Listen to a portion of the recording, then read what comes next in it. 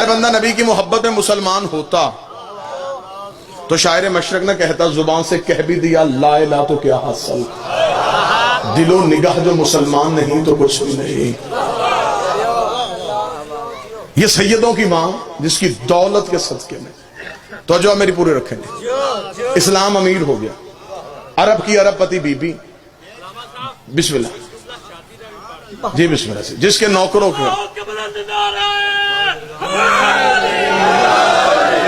شادی سننی ہے تو بابا درگام شاہ جی کا انتظار کریں گے جی آپ جی بسم اللہ سرکار، میرے محمد کے کلمے پڑھتے جاؤ قرضے معاف کرو۔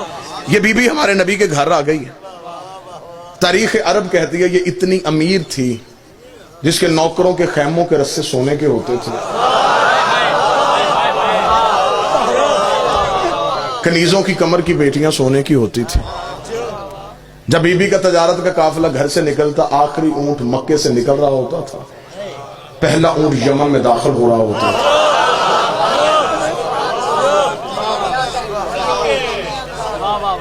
یہ ہمارے نبی کی وہ بیوی ہے جس نے اسلام سے لیا نہیں،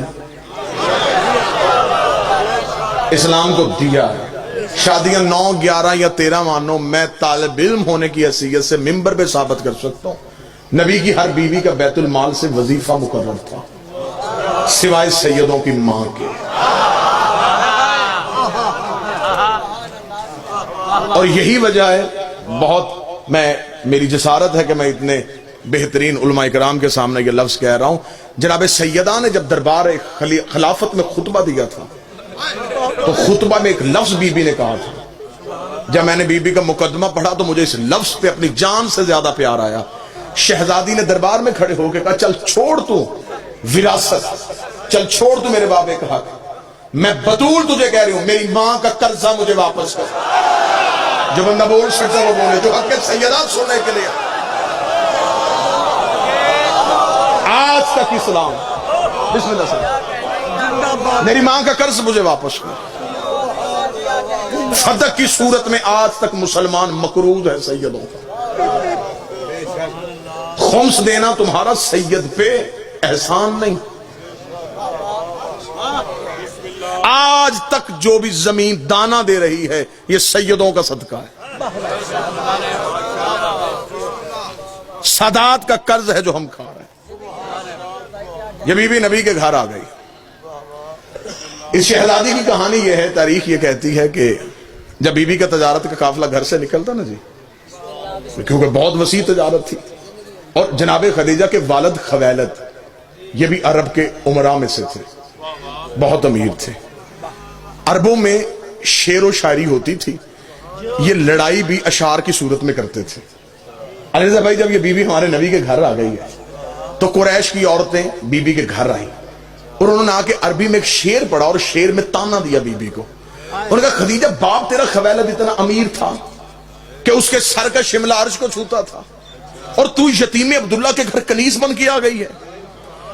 بی بی کو تانا دیا کہ باپ تیرا اتنا امیر تھا کہ اس کے سر کا شملہ عرش کو چھوتا تھا، اور تو یتیم عبداللہ کے گھر کنیز بن کے آئی ہے۔ بی بی نے باپ کا رتبہ بھی کم نہیں ہونے دیا اور شوہر کی عزت بھی بتا دی۔ بی بی نے کہا باپ میرا اتنا امیر تھا کہ اس کے سر کا شملہ عرش کو چھوتا تھا، جس کی نکرانی بن کے آئی ہوں اس کے جوتے عرش کو چھوتے، اس کی نعلین عرش کو چھوتے۔ یہ بی بی ہماری نبی۔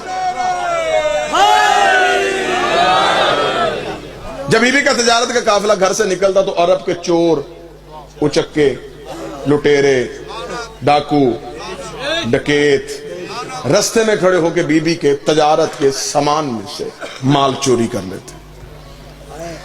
یہ عربوں کی تہذیب تھی، عرب کا کلچر تھا۔ رات کے چور دن کے چودھری ہوتے تھے۔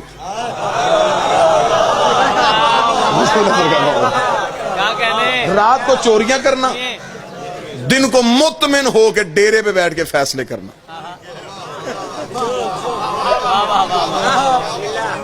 بی بی کا تجارت کا قافلہ آتا، یہ سامان چوری کر لیتے، ایک قافلہ لٹا، دوسرا قافلہ لٹا، تیسرا قافلہ لٹا۔ بار بار نوکر آ کے کہتے رہے کہ بی بی مکے کی گلیوں سے سامان چوری ہوتا ہے۔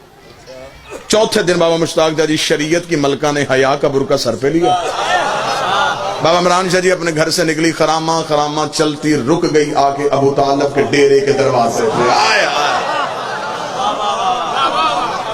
جھنگ کا گرد و نواح میرے سامنے ہے۔ عرب میں جب کسی کا چولہا بھی نہیں جلتا تھا، علی کے باپ کا ڈیرا اس وقت بھی چلتا تھا۔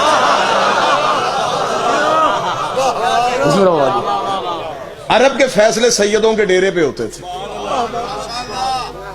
ڈیرے دار یہ خاندان تھا، مہمان ان کے دروازے سے بھوکا نہیں جاتا تھا، حاجیوں کو یہ کھانا کھلاتے تھے۔ حج کے دنوں میں سب سے بڑی سبیل انہی کے گھر میں لگتی تھی۔ سارا عرب جانتا تھا کہ آدھی رات کو بھی ان کے دروازے پہ دستک دو، کھانا بھی مل سکتا ہے، بستر بھی مل سکتا ہے۔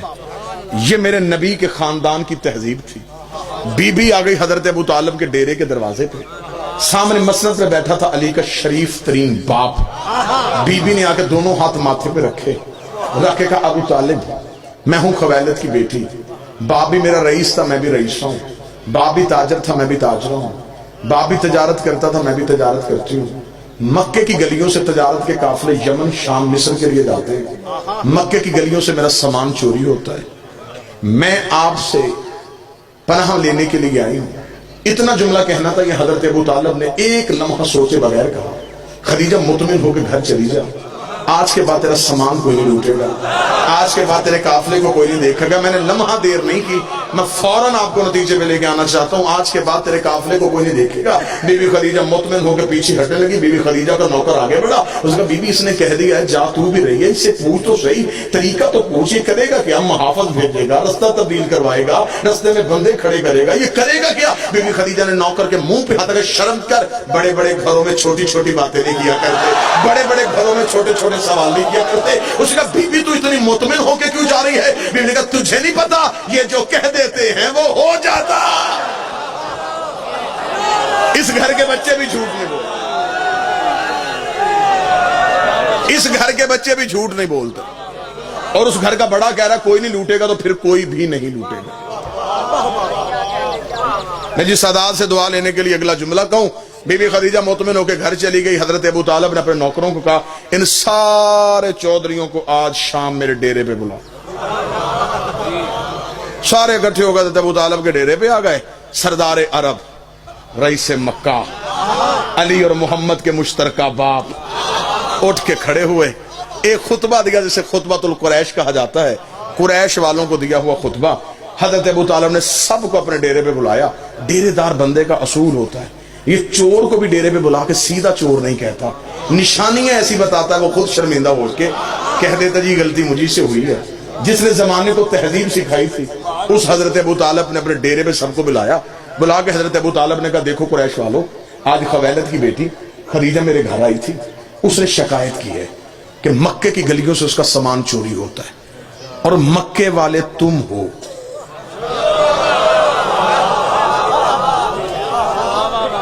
لہٰذا میں یہ نہیں کہوں گا کہ کون چوری کرتا ہے، میں صرف تمہیں یہ سمجھانا چاہتا ہوں آئندہ سے قافلہ نہ لوٹنا۔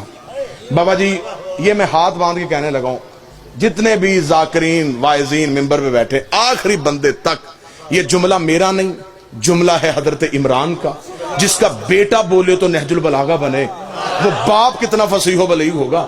حضرت ابو طالب کا جملہ میری پوری زندگی کی خطابت پلڑے پہ رکھی جائے، یہ جملہ پھر بھی وزنی ہے۔ حضرت ابو طالب کا میں تمہیں گھر بلا کے صرف اتنا سمجھانا چاہتا ہوں، عورت کے قافلے لوٹنا کوئی مردانگی نہیں ہے۔ ہائے ہائے،